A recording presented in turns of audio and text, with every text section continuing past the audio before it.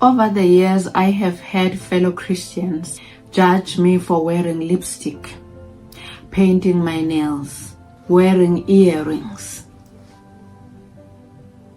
and other things. Yet, despite what people focused on externally, God consistently emphasized something different in my life: the condition of my heart. The condition of my heart. The Holy Spirit has always drawn my attention to keeping my heart pure and clean. I began noticing that whenever I argued unnecessarily, entertained negative thoughts, gossiped, or became excessively angry, my soul would be troubled. I would feel uneasy, and sometimes I wouldn't even be able to sleep. It is difficult to explain, but those